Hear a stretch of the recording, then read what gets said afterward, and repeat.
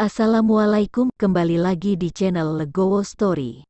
Sebelum lanjut ke videonya, mohon bantuannya untuk subscribe channel ini. Terima kasih. Bab 3110. Ada harta karun. Seharusnya bukan mereka, semuanya hati-hati. Ji Lianzan sedikit mengernyit, segera. Langkah kaki yang berisik semakin dekat, disertai dengan keluhan. Tempat apa ini? Sepertinya penuh dengan pepohonan dan lingkungannya sangat bagus, bahkan tidak ada satupun makhluk hidup yang tidak bernyawa. Sudah lama sekali, dan tidak ada yang ditemukan, dan 2 orang hilang. Suara kutukan dan keluhan membuat Chen Ping dan Ji Yun saling melirik. Setelah mendengar suara itu, mereka tahu bahwa Zhou Tai yang datang. Sosok Zhou Tai muncul, diikuti oleh lebih dari selusin orang. Orang-orang ini juga berkeliaran di sekitar pulau kecil dan berkumpul untuk sementara. Lagi pula, Zhou Tai sangat kuat, dan ada banyak orang di Zhou Tai, jadi Zhou Tai adalah pusatnya. Tuan muda Zhou, cepat lihat ke depan. Seseorang tiba-tiba berteriak.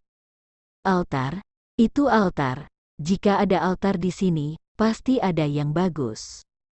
Seseorang juga berteriak kegirangan, dan ada orang yang akan berlari menuju altar. Tapi Zhou Tai menghentikannya, semuanya. Bahkan tidak ada satu semut pun di pulau kecil ini. Tetapi sebuah altar tiba-tiba muncul, dan tidak ada yang tahu untuk menemaninya. Jadi harus dibagi rata, agar tidak merusak perdamaian. Tahu bukanlah jebakan, tapi saya bisa mengatakannya di depan. Tidak peduli harta apa yang ada di sini, kita semua berkata dengan keras di Jie Zhou Tai. Saya mendengarkan Tuan Zhou, itu pasti, kita kolektif sekarang. Ketika semua orang berkumpul bersama, keharmonisan adalah hal yang paling penting. Semua orang bergabung, hanya saja tidak ada yang tahu apa yang dipikirkan semua orang di dalam hati mereka. Lagi pula, orang-orang ini berkumpul sementara dan tidak mengenal satu sama lain dengan baik. Di dunia ini di mana yang lemah memangsa yang kuat, bagaimana mungkin ada orang yang benar-benar berbagi manfaat secara setara? Jika harta karun itu tidak ada di Chili, tidak apa-apa, tetapi jika di Guili, orang-orang ini pasti akan berebut, siapa yang akan menandatangani bagian yang sama. Zhou Tai juga memiliki mata yang jernih di hatinya. Alasan mengapa dia mengatakan ini adalah untuk menstabilkan orang-orang ini terlebih dahulu. Lagi pula, dia adalah yang paling kuat di antara kelompok orang ini. Jika benar-benar ada harta, bukan dia yang memutuskan. Zhou Tai dan yang lainnya berjalan menuju altar dengan hati-hati. Mereka sangat berhati-hati pada awalnya. Tetapi mereka sangat santai ketika melihat altar itu rusak dan kecil, dan sepertinya akan runtuh kapan saja. Altar ini sepertinya dibangun oleh suku tertentu. Harta karun apa yang bisa ada, sepertinya sudah bertahun-tahun, jadi mungkin tidak ada apa-apa. Seseorang melihat ke altar dan kecewa, aku akan naik dan melihat. Pada saat ini, seorang biksu dengan bekas luka di wajah kirinya melompat ke altar. Dia melihat sekilas batu segel asli. Pada saat ini, batu segel asli memancarkan cahaya redup, dan rune terukir di atasnya terus beredar. Melihat pemandangan ini, mata kultivator menjadi lurus. Ada harta, altar ini memiliki harta, biksu itu berteriak.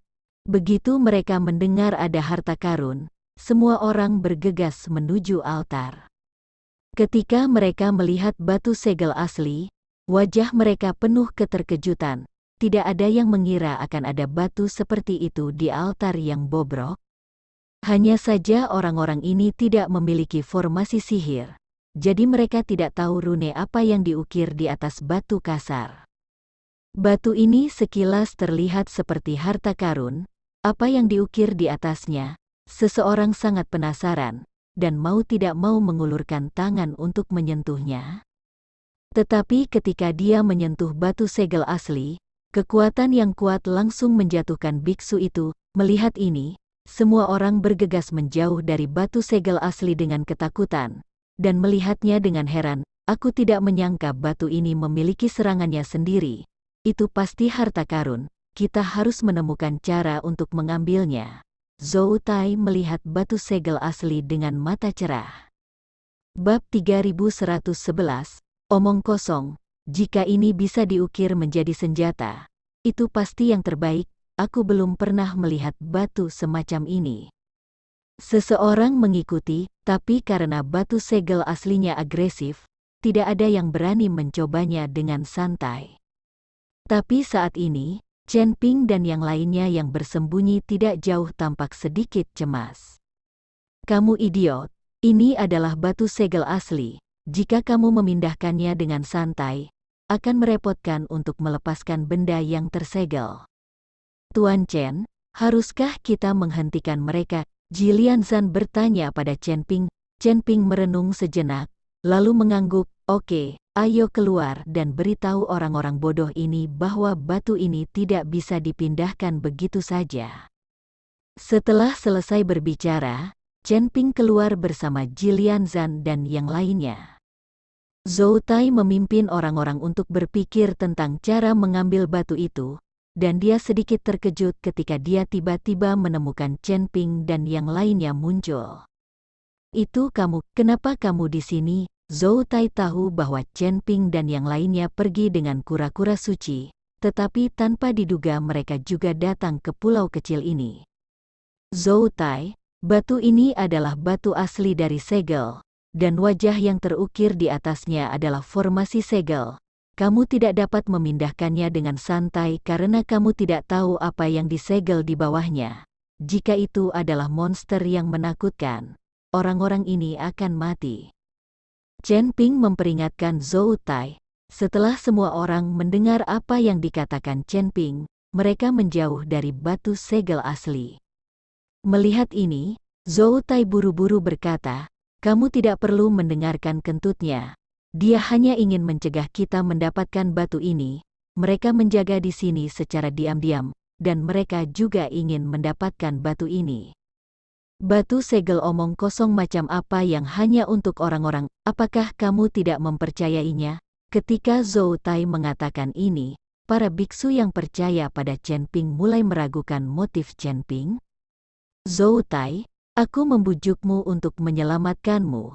Jika kamu bersikeras menyentuh batu segel asli, aku tidak peduli jika kamu melepaskan monster itu saat itu, maka kamu akan mati. Setelah Chen Ping selesai berbicara, dia menyingkir, dan dia benar-benar tidak berusaha menghentikannya kali ini. Zhou Tai juga sedikit tidak yakin. Tapi melihat batu dengan cahaya redup di depannya, Zhou Tai masih tidak bisa menahannya. Aku tidak percaya omong kosongmu. Aku akan membeli batu ini hari ini. Jika ada orang lain yang menginginkannya, ikutlah denganku. Zhou Tai melirik banyak biksu. Segera, seseorang tidak tahan godaan dan berdiri di samping Zhou Tai, berniat mengikuti Zhou Tai untuk mengambil batu itu. Karena batunya agak besar, Zhou Tai berencana membombardir batu itu menjadi potongan-potongan kecil, lalu mengambilnya. Di dalam batu ini, kekuatan spiritual meluap, itu jelas merupakan harta karun. Ayo tembak bersama dan hancurkan batu ini, jadi kita bisa membaginya secara adil. Seperti orang-orang pengecut itu, bahkan tidak berpikir untuk mendapatkan sepotong, Zhou Tai berkata dengan mendengus dingin. Zhou Tai dan yang lainnya mulai mengumpulkan kekuatan, siap menyerang batu segel asli. Chen Ping memperingatkan, mari kita bersembunyi dan melihat apa yang disegel di bawah batu segel asli. Chen Ping membawa Jilian Zan dan yang lainnya untuk melarikan diri. Nyatanya, dia benar-benar ingin tahu apa yang ada di bawah segel. Lakukan. Zhou Tai berteriak keras, dan beberapa biksu bertarung bersama.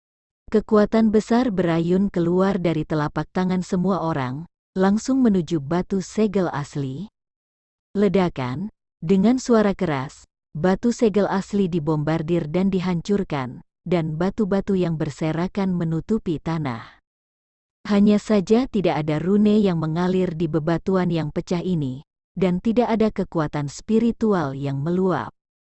Awalnya, ini semua mengandalkan formasi penyegelan, tetapi formasi pertama dipatahkan secara paksa, dan itu menjadi batu biasa. Zhou Tai sedikit tercengang saat melihat ada kerikil di mana-mana, dan itu hanyalah batu biasa. Tiba-tiba terdengar ledakan keras lainnya, dan seluruh altar mulai runtuh, dan semua orang melompat dengan tergesa-gesa. Setelah altar runtuh, sebuah lubang gelap muncul, tak berdasar, dan dari lubang itu, semburan aura menakutkan terus menyebar. Bab 3112, Peluang Bisnis. Pada saat ini, ekspresi semua orang menjadi tegang, dan sekarang mereka percaya bahwa batu ini memang batu asli yang tersegel, dan ada sesuatu yang disegel di bawahnya. Banyak biksu memancarkan kesadaran spiritual dan merasakannya ke arah gua. Tiba-tiba, awan kabut hitam muncul dari ruangan, dan kemudian kabut hitam itu menyebar, dan memulai serangan membabi buta terhadap para biksu di sekitar altar. Melihat ini, Zhou Tai dan yang lainnya hanya bisa mulai bertarung bersama dengan kabut hitam. Apa ini? Chen Ping dan yang lainnya jauh, dan kabut hitam belum menutupi mereka. Roh jahat, ini adalah roh jahat. Ji Lianzan tiba-tiba mengerutkan kening. Roh jahat. Chen Ping terkejut. Itu benar. Ini semua adalah roh jahat, dan roh jahat yang mereka panggil diubah dari senjata dengan roh senjata di zaman kuno. Senjata ini rusak dalam pertarungan, atau pemiliknya mati dalam pertempuran, yang membuat anggota senjata ini tinggal di sini untuk waktu yang lama. Seiring waktu, roh senjata ini mulai mengubah temperamen mereka dan menjadi roh jahat. Jika kamu mendapatkan senjata roh jahat, bukan hanya itu bukan kesempatan, tetapi juga dapat dimanipulasi oleh roh jahat dan bahkan mengancam nyawa. Ji Lianzan menjelaskan kepada Chen Ping. Begitu Chen Ping mendengarnya, dia memikirkan Zhongli, roh pedang pembunuh naga miliknya. Mungkin jika Zhongli ditinggalkan di sini selama ribuan tahun, temperamennya akan berubah drastis dan dia akan berubah menjadi roh jahat, bukan? Mengapa menurutmu roh-roh jahat ini begitu gila? Seolah-olah mereka tidak sadarkan diri. Chen Ping tidak bisa menahan diri untuk tidak berkata ketika dia melihat Zhou Tai dan yang lainnya bertarung dengan roh jahat. Itu benar, banyak dari roh jahat ini rusak dan tidak lengkap, dan tidak memiliki kesadaran, roh senjata yang benar-benar sempurna, bahkan setelah bertahun-tahun disiksa, tidak dapat menjadi roh jahat. Sebaliknya, mereka akan semakin mengeraskan diri. Hanya roh senjata yang rusak ini yang dapat berevolusi menjadi roh jahat. Roh jahat ini hanya dapat membunuh dengan liar, tanpa kesadaran berpikir, dan tidak takut hidup dan mati. Dalam pemikiran mereka, tidak ada yang namanya kematian. Jawab Ji Lianzan. Chen Ping benar ketika dia memikirkannya. Roh-roh jahat ini adalah makhluk organ, dan mereka tidak memiliki apa yang disebut kehidupan fisik. Tentu saja, mereka tidak takut hidup dan mati. Selain itu, mereka tidak berpikir, jadi mereka tidak takut apapun. Meskipun roh senjata ini tampaknya tidak terlalu kuat, mereka sangat sulit untuk dihadapi, seperti plester kulit anjing. Tidak peduli bagaimana Anda mengocoknya, Anda tidak dapat menyingkirkannya. Ini membuat Zhou Tai dan yang lainnya semakin mudah tersinggung. Roh-roh jahat ini sangat sulit untuk dihadapi. Jadi apakah batu segel yang kasar ini hanya untuk menyegel roh-roh jahat ini? Berbicara secara logis, seharusnya tidak demikian. Meskipun banyak dari roh-roh jahat ini, kekuatan mereka memang tidak dapat dipisahkan. Chen Ping sangat bingung, apakah batu segel asli menyegel roh-roh jahat ini? Tuan Chen, tidak peduli apakah batu segel asli ini digunakan untuk menyegel roh jahat, tetapi sekarang kesempatan kita memang telah tiba. Ji Lianzan sedikit tersenyum. Nasib, kesempatan apa? Chen Ping penuh keraguan. Lihatlah di bawah tanah tempat mereka bertarung. Ji Lianzan menunjuk. Chen Ping melihat sekeliling dan menemukan bahwa di mana Zhou Tai dan yang lainnya bertarung dengan roh jahat, semua jenis senjata berserakan di tanah, seperti pisau, senjata, tombak, kapak, pengait dan garpu, dan bahkan beberapa jepit rambut dan cincin. Pada saat ini, Chen Ping sedikit linglung, barusan tidak ada apa-apa di tanah. Mengapa ada begitu banyak hal yang tiba-tiba muncul sekarang? Master Sekte Ji, ini, Chen Ping bertanya dengan curiga. Tuan Chen, ini adalah roh jahat yang telah dibunuh. Hanya ketika roh jahat dibunuh, harta kelahiran mereka akan muncul. Harta karun ini menjadi benda tanpa roh dan dapat diambil sesuka hati. Meskipun senjata sihir ini rusak dalam perang kuno, mereka juga sangat berharga di sini. Ini semua adalah senjata sihir kuno. Dan semakin kuat roh jahat, semakin besar nilai harta karun itu. Mata Ji Lianzan bersinar terang. Chen Ping melirik Ji Lianzan. Dia berbisnis, dan dia bisa menemukan peluang bisnis di mana-mana, berpikir untuk menghasilkan uang. Terima kasih telah menonton video ini. Jika Anda menyukai videonya, silahkan like dan share. Jika ada kritik dan saran, silahkan tuliskan di kolom komentar. Wassalamualaikum.